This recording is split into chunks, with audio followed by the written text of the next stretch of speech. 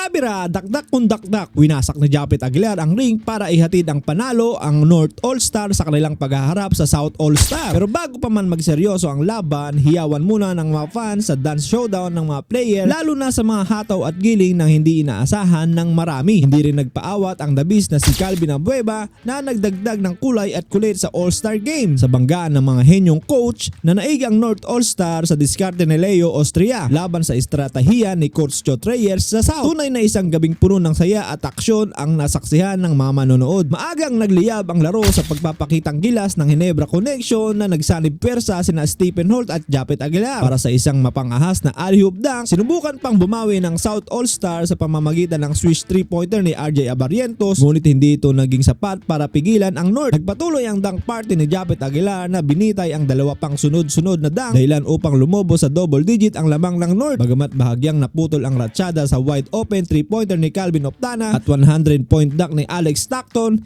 hindi nagpaawat ang North. Nagpaulan ng 3 si Juan Gomez Del Llano kasama ang kanyang viral celebration, habang pati si Japet ay tumira na rin sa labas laban kay Junmar Fajardo. Tinapos ni Adrian Nocum ang unang bahagi para sa North 50-36 sa kabila ng isa pang lipad ni Stockton. Sa pagpasok ng second quarter, uminit ang bakbakan sa pagitan ni Don Trollano at Junmar Fajardo matapos pakawalan ni Don Trollano ang isang matinding wing 3-pointer sa harap mismo ni The Kraken. Dahil dito nagising ang opensa ng South All-Star at naibaba ang kalamangan sa single digit. Hindi rin nagpaawat si Stockton sa kanyang mga trademark dunk, bagamat kinabos sa isa ang tangka. Sumiklab din si Juan Gomez Del Llano mula sa 4-point line habang nagatin ang komedya si Fajardo sa kanyang freestyle move laban kay Japet Aguilar na nauwi sa mintis. Binalikan naman siya ni Japet ng isang monster dunk nang hindi na humarang ang higanteng ng South. Nagpalitan pa ng dakdak sina Stockton at Aguilar bago nagpakitang gilas sa kulitan si Calvin Abueva The Beast. Tinapos ang quarter sa palitan ng 4 na puntos ni Robert Bolick at CJ Perez 79-72 pabor sa North. Sa pagpasok ng ikatlong yugto, hindi pa rin maawat si Japet Aguilar matapos itarak ng isang alley-oop dunk mula sa assist ni Stephen Holt. Ngunit mabilis itong sinagot ni Calvin Optana na magkasunod na 3 upang bawiin ang momentum para sa South. Maging ang higanteng si Junmar Fajardo ay uminit na rin sa 3-point line pero agad itong binura ng kanyang SMB teammate na si CJ Perez. Nagpatuloy ang palitan ng dakdak ni na Justin Baltasar at Perez habang sumali na rin sa dunking party si Kailen Chongson dahil sa digit na laban, isang 3 mula kay RJ Abarrientos na nagbababa sa lamang ng North na isa. Bago niya ito sinundan ng isang crucial na 4-point shot upang agawin ang pabor sa South 121-118. Pagkatapos ng third quarter, naging mainit ang pagtatapos ng All-Star Game matapos magpalitan ng putos ang North at South sa final quarter. Nagpakitang gila si Alex Stockton sa kanyang perimeter shooting habang ipinamalas naman ni Adrian Nocum ang kanyang athleticism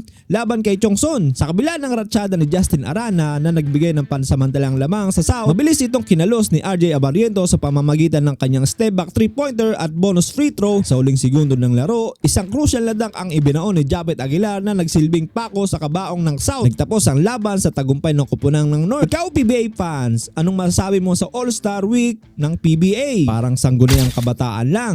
SK pang laro.